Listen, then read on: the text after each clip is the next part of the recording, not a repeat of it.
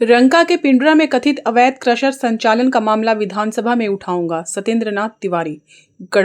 गढ़वा रंका विधानसभा क्षेत्र के विधायक सत्येंद्र नाथ तिवारी ने रंका प्रखंड के पिंडरा गांव में संचालित कथित अवैध क्रशर प्लांट को लेकर गंभीर आरोप लगाए हैं। उन्होंने कहा कि इस क्रशर के संचालन से क्षेत्र के ग्रामीणों को काफी परेशानियों का सामना करना पड़ रहा है। स्थानीय लोगों द्वारा लगातार शिकायतें की जा रही हैं कि क्रशर संचालकों के विरोध करने पर उन्हें प्रताड़ित किया जा रहा है और उनकी शिकायतों पर कोई ठोस कार्रवाई नहीं हो रही है। विधायक ने कहा कि क्षेत्र में फिर से सामंती मानसिकता हावी होने लगी है, जिसे किसी भी कीमत पर स्वीकार नहीं किया जाएगा। उन्होंने कहा कि पहले भी ऐसी प्रवृत्तियों के खिलाफ कार्रवाई की गई थी और आगे भी कानून के दायरे में रहकर दोषियों पर कार्रवाई सुनिश्चित कराई जाएगी। उन्होंने प्रशासन से पूरे मामले की निष्पक्ष जांच कराने की मांग करते हुए कहा कि उक्त क्रशर प्लांट से निकाला जा रहा पत्थर कहां भेजा जा रहा है तथा किस आधार पर उसका खनन और परिवहन किया जा रहा है। उन्होंने पूरे मामले में पारदर्शिता बरतने की मांग की। विधायक ने कहा कि खनन एवं क्रशर संचालन के लिए सरकार द्वारा निर्धारित नियमों का पालन अनिवार्य है। उनके अनुसार नियमानुसार किसी भी क्रशर प्लांट की स्थापना आबादी से कम 500 मीटर की दूरी पर होनी चाहिए तथा उसके आसपास वन भूमि, मुख्य सड़क अथवा अन्य संवेदनशील क्षेत्र नहीं होने चाहिए। यदि इन मानकों का उल्लंघन किया गया है तो संबंधित अधिकारियों को तत्काल जांच कर आवश्यक कार्रवाई करनी चाहिए। विधायक ने यह भी आरोप लगाया कि दलित एवं अनुसूचित जाति जनजाति समुदाय के लोगों के साथ दुर्व्यवहार और मारपीट कराने का प्रयास किया जा रहा है, जिसकी भी निष्पक्ष जांच आवश्यक है।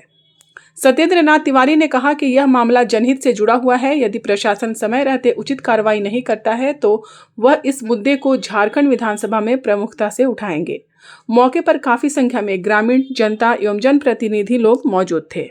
देखिए, आज का भारतीय जनता पार्टी के सभी नेता यहाँ जो उपस्थित हुए हैं, बारिश भी हो रहा है इस मौसम में भी, आप पत्रकार बंधु सभी यहाँ उपस्थित हुए, भाजपा के नेता लोग उपस्थित हुए और इसका प्रमुख कारण है अंग्रेज के तर्ज पर देखिए कोई सामंती ताकत ला करके ज़बरदस्ती नियम कानून को ताखा पर रख के दर्जनों क्रशर और दर्जनों खनन का काम यहाँ कर रहे हैं और ये सभी दूसरे जिला के हैं। हमें दूसरे जिला से कोई चीड़ या बैर नहीं है। अब परसों की ही घटना को आप देखिए, ये लोग शरीफ लोग हैं, ये लोग के ज़मीन में ज़बरदस्ती एक क्रशर वाला उसके क्रशर में अगल बगल का पानी न जाए इसके लिए बॉन्ड बना दिया, बांध बना दिया। अब उसका क्या हुआ रिजल्ट, इनका खेती डूब गया बेचारे का। ये चले गए वहीं क्रशर में, भाई मेरा कौन है रिस्पॉन्सिबल आदमी, हमको जवाब दो, मेरा ज़मीन डूब रहा है। उधर से व्हाट्सएप कॉल करके एक बहुत बड़ा रंगदार है, खनन माफिया उसको बोलते हैं, नाम है उसका अंजनी कुमार सिंह नाम है। सब बिहार पलामू से सब ला करके ये सारी गरीब क्षेत्र, शरीफ क्षेत्र, ये दलित, पिछड़ा, आदिवासी, एससी का ये बहुलता है इस क्षेत्र में। और इनको फ़ोन पर व्हाट्सएप कॉल पर माँ बहन के गाली दिया। ये बेचारे का दोष यही था, कहे कि भाई मेरा ज़मीन डूब रहा है, इसमें से पानी निकाल दीजिए। माँ बहन के गाली दिया, बोला कि तुम लोग को आएंगे, मेरे पास SLR है। क्या होता है SLR नहीं जानते हैं? SLR है, हम ला करके तुम लोग को घर से उठा देंगे, तुम लोग का मर्डर कर देंगे और तुम लोग को जहाँ जाना है जाओ, थाना, पुलिस, SP, DC, दरोगा, DMO, जहाँ जाओ हर जगह हम लोग का मंथली फिक्स है। अब क्या मंथली फिक्स है हमको नहीं पता है, लेकिन हम जहाँ तक जानते हैं, हम भी विधायक 10 साल रहे थे इसके पहले, 9 से 19 तक। एक छटाक पत्थर, कोई पत्थर माफिया या बालू माफिया यहाँ से क्या मजाल के नियम के विरुद्ध यहाँ खनन करके पत्थर उठाता। लेकिन हम एक बार चुनाव हार गए। मिथिलेश ठाकुर माफिया का माफिया है, वो जानते ही हैं। कई हत्या आपराधिक मामले उस पर दर्ज हैं। ये जितना इधर क्रशर चल रहा है, माइनिंग हो रहा है, ये सबका NOC, सबका परमिशन मिथिलेश ठाकुर एक प्रमोटी IS लाया था, नाम था उसका जमुआर। अब जमुआर को ला करके नियम के विरुद्ध जा करके जो पोल्यूशन का रूल है, NGT का रूल है, कि भाई जहाँ पर क्रॉसर लगाएंगे वहाँ से 500 मीटर के अंदर में कोई आबादी नहीं होना चाहिए, कोई स्कूल नहीं होना चाहिए, कोई नाला नहीं होना चाहिए, कोई वन भूमि नहीं होना चाहिए, कोई खेती लायक रैयत का ज़मीन नहीं होना चाहिए। ये सब नियम कानून को शिथिल करके ताखा पर रख के जमुआर के द्वारा मिथिलेश ठाकुर सबको एनओसी दिया दिया, सबको परमिशन दिवा दिया। ऐसा लूट मचा है, अगर आप जाके देखेंगे क्रॉसिंग और माइनिंग पॉइंट को, आपको लगेगा जैसे ईस्ट इंडिया कंपनी ने जिस तरीक़ा से लूट करके 200 साल में भारत को खोखला करने का काम किया था। हमें लगता है उसी तर्ज पर मिथिलेश ठाकुर एक बार यहाँ आया, लोगों को पानी पिलाया, बिस्कुट खिलाया, बहुत लोगों को विश्वास जगाया कि मैं चुनाव जीतूंगा, मैं गरीब गुरबा का मदद करूंगा। लेकिन क्या किया मिथिलेश ठाकुर? यहाँ के लोगों ने एक गलती किया, उसको एक बार वोट दे दिया। अब वोट का क्या परिणाम भुगतना पड़ रहा है? रंका से लेकर के रमकंडा तक अवैध खनन और अवैध क्रशिंग धड़ल्ले से चल रहा है। इस बात को मैं उन दिनों भी उठाया था, जब ये खुल रहा था मैं भी उठाया था, लेकिन उन दिनों मंत्री था मिथिलेश ठाकुर। और सभी क्रशिंग और माइनिंग में मिथिलेश ठाकुर का पार्टनरशिप है। अगर मिथिलेश ठाकुर का पार्टनरशिप नहीं है, फिर मिथिलेश ठाकुर को बताना चाहिए कि भाई 10 साल में सत्येंद्र तिवारी एक क्रशर को परमिशन नहीं लेने दिया, एक खनन को परमिशन नहीं लेने दिया। लेकिन क्या कारण है ठाकुर, तुम बताओ? 5 साल के अंदर में दर्जनों क्रशर और खनन सबका एनओसी कौन दिलाया? कौन सीओ को कहा कि तुमको परमिशन एनओसी देना होगा? कौन डीसी से ही लोग को क्रशर लगाने का परमिशन दिलाया? कौन डीएमओ से ही लोग को आदेश दिलाया? इस सब बात का जवाब मिथिलेश ठाकुर को देना चाहिए। देखिए, ये इशू बहुत बड़ा है। आज यहाँ पर एससी समाज के लोग मोस्टली उपस्थित हैं, एससी हैं, एसटी हैं। एक तो लोग के ज़मीन पर अवैध खनन हो रहा है, अवैध क्रशिंग हो रहा है, और दूसरे बेचारे का किसी का ज़मीन डूब रहा है तो उनको एसएलआर का भय दिखाया जा रहा है। मैं आप सभी लोगों से विश्वास दिलाता हूँ, इस बात को मैं वर्तमान में जो डीसी हैं उन डीसी साहब को भी बताऊँगा, एसपी को मैं पर्सनली मिल के बताऊँगा। और अवैध इस तरह के जो खनन हो रहा है विधानसभा में, इस बात को काफ़ी मजबूती से मैं उठाऊँगा। और एनजीटी का जो वायलेशन हो रहा है, मैं डीजीएमएस को भी लिखूंगा, एनजीटी सेक्रेटरी को लिखूंगा, और सेक्रेटरी को लिख करके इन सभी खनन और क्रशिंग पॉइंट का मैं जांच कराऊंगा। सभी नियम विरुद्ध हैं, जो भी नियम विरुद्ध हैं, जिन्होंने भी खनन किया, जिन्होंने भी अवैध क्रशिंग करने का काम किया, सरकार उन पर विधि सम्मत, नियम सम्मत कार्रवाई करे। और आम लोग जो आज दहशत के साए में जीने के लिए मजबूर हैं, लोग रात भर सो नहीं रहे हैं कि भाई माफिया है, कौन धमकदार सिंह, मबकदार सिंह। देखिए, मैं कोई नक्सली का काफ़ी विरोधी रहा हूँ, लेकिन आपको याद करना होगा उन दिनों को जब काफ़ी सामंती लोगों का अपराध बढ़ा था। सामंती ताकतें जब आम गरीब गुरबा, एससी एसटी समाज के लोगों को यूज एंड थ्रो के रूप में जब देखते थे, तब जाकर के नक्सलवाद पनपा था। मैं नक्सलवाद का कोई पक्षधर नहीं हूँ, लेकिन उन दिनों नक्सलवाद ने जरूर सामंती ताकतों पर लगाम लगाने का काम किया था। आज अगर यही परिस्थिति रहा, उन दिनों कौन थे? उन दिनों नक्सल के लोग भय में साए में जीते थे। लेकिन आज कौन है? कौन है? फलना सिंह छतरपुर का है। कौन है क्रिमिनल? क्यों जबरदस्ती यहाँ के एससी एसटी समाज को लूटना चाहता है? क्यों इनके ज़मीन पर जबरदस्ती खनन करना चाहता है? क्यों नियम विरुद्ध खनन कर रहा है? अभी आप जा करके देखिएगा, रास्ता से 50 फीट बगल में है, अब खनन हो रहा है। यहीं पर आ रहे होंगे, देखे होंगे खनन, एक जगह यहाँ पर पॉइंट है। ये सब उसी का खनन है, उसी के द्वारा ये खनन हो रहा है। इस सारे में मिथिलेश ठाकुर, इसके लिए अगर एक व्यक्ति रिस्पॉन्सिबल है तो वह है मिथिलेश ठाकुर।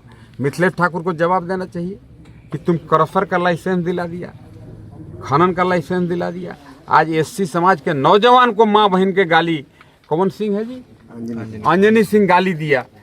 इस पर क्या उसका जबान खुलेगा? नहीं खुलेगा। क्यों खुलेगा? उसका उसमें पार्टनरशिप है। इसका जवाब मैं आप सभी पत्रकार बंधु से कहता हूँ, इसका जवाब आप उससे मांगिए कि सत्येंद्र तिवारी ने कहा है कि तुम इस सारे क्रशर और खनन में तेरा पार्टनरशिप है। अगर पार्टनरशिप नहीं है तो प्रशासन फिर उन लोग के लिए काम क्यों कर रहा है? एक एससी समाज के आदमी को माँ बहन के गाली, एक राजपूत हम नहीं बोल रहे हैं, लेकिन सामंती जरूर है, बाबू साहब हैं, ऐसे भी मुँह छींटते हैं। पहले हूँ बाबिया साहब लोग ज़्यादा यहाँ सामंती के भूमिका में रहे हैं, आज भी हैं सामंती लोग। उन लोग के बारे में मिथिलेश ठाकुर को बताना चाहिए यहाँ के लोगों को बीच में आकर के। और मैं तो उससे भी विनती करूंगा, मिथिलेश ठाकुर से रिक्वेस्ट करूंगा जो भैया जी माफ़ कर दो यहाँ के लोगों को, एक बार गलती किया उसका इतना बड़ा सज़ा मत दो।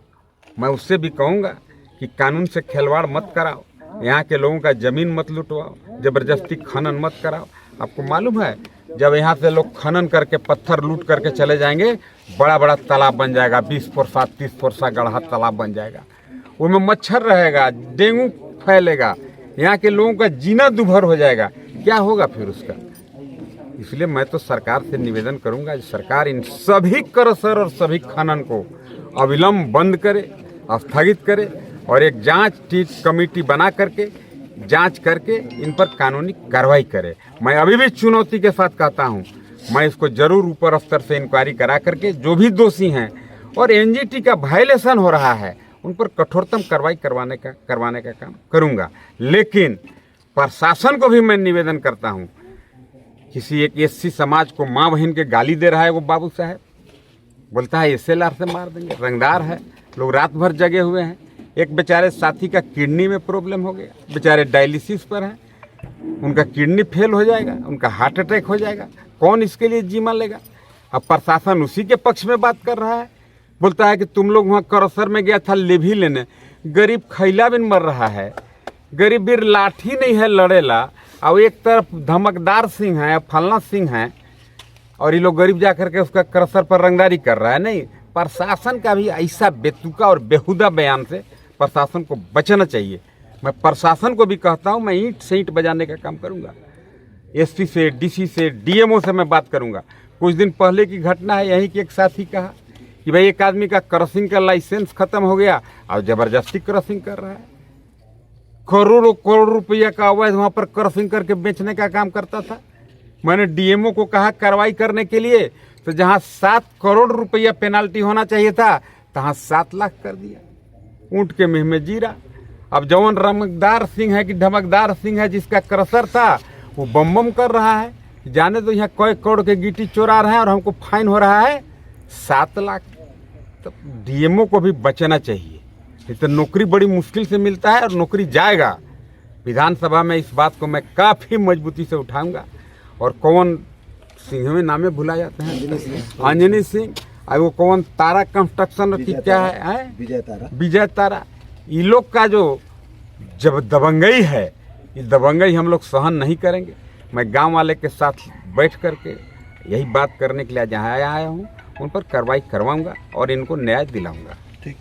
ग्राम गासेदाग में हमारी भूमि है, करीब 1 एकड़ 12 डिसमिल भूमि है, जिसके बगल में शुरू में श्री गोविंद क्रेशर के नाम से वो प्लांट लगाया था, लेकिन फ़िलहाल में वो मेसर संजनी कुमार सिंह के नाम से चल रहा है। और पहले तो जो है से उन लोगों ने चारों तरफ बाउंड्री किया, जो उन लोगों का प्रक्रिया अपना करके वो क्रेशिंग शुरू किया।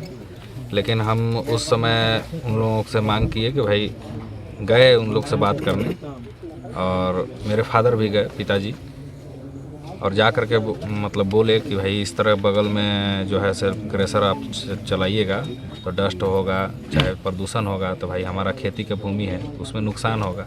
भाई इस तरीक़ा से समस्या का समाधान करके ही इस चीज़ को, काम को आगे बढ़ाइए। लेकिन उस पर फिर कोई विचार नहीं हुआ।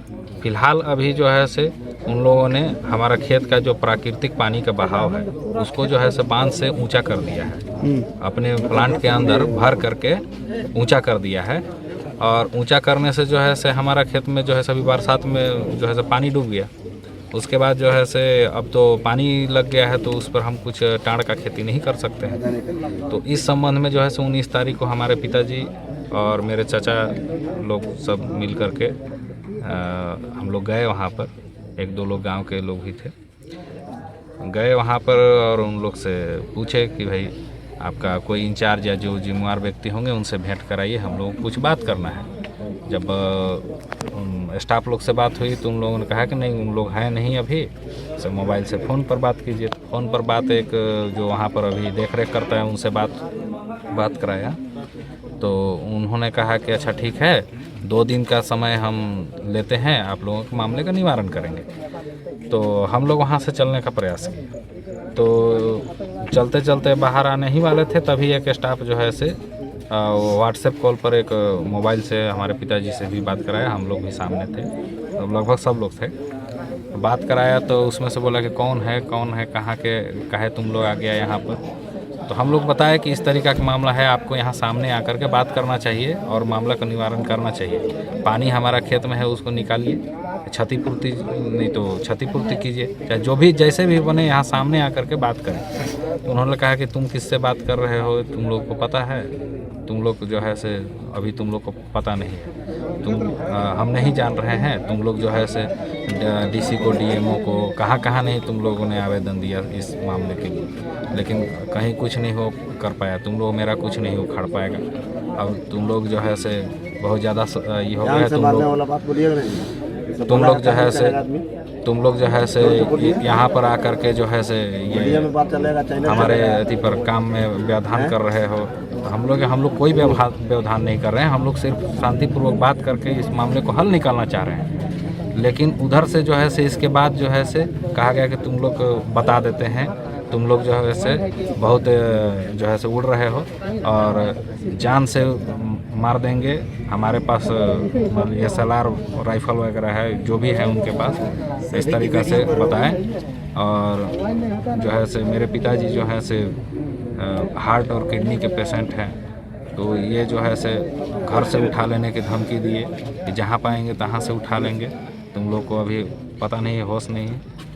तो इस प्रकार से जो बात सुनने के बाद जो है से मेरे पिताजी जो है से विचलित हो गए, उनको कुछ समस्या हुआ। इसके बाद जो है से लगभग 1 से 1.5 मिनट वो बात जो है से स्टाफ सुनाया। क्या चाह रहे हैं?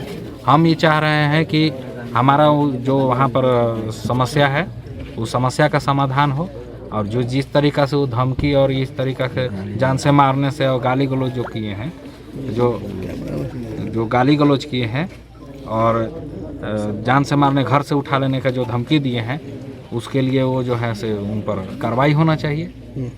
थाना वाना में आवेदन दिए आप? जी, इसके बाद जो है से हम लोग घबराए और हमारे यहाँ के माननीय विधायक जी को भी हमने गुहार लगाई। दूसरा में हम लोग थाने में भी जो जा कर के आवेदन दिया है कि भाई इस तरीक़ा से हमारे साथ घटना। कितने लोग के साथ समस्या है ये? ऐसे तो हम लोग 3-4 पाटीदार हैं उस जगह पर नज़दीकी में। फ़िलहाल हम इस चीज़ को फेस कर रहे हैं, और लेकिन ऐसे तो माने बहुतों लोगों के साथ समस्या है, लेकिन पता नहीं इसी तरीक़ा से लोग डराते धमकाते क्या होंगे। नाम है तो आपका? मेरा नाम राहुल दयाल हुआ। पिता का नाम? पिता का नाम श्री प्रभु दयाल।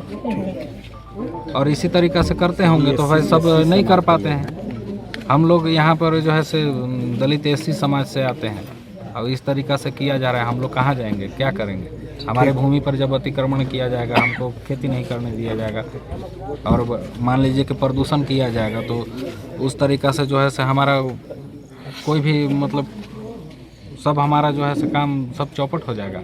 हम लोग क्या करेंगे? ठीक, क्या खाएंगे? माननीय विधायक जी से हम दौड़ करके गए और वो यहाँ आए, हमारे जो है से स्थिति का जायज़ा लिए, और इससे हम मतलब हमें ठीक लगा और हम उनका धन्यवाद करते हैं।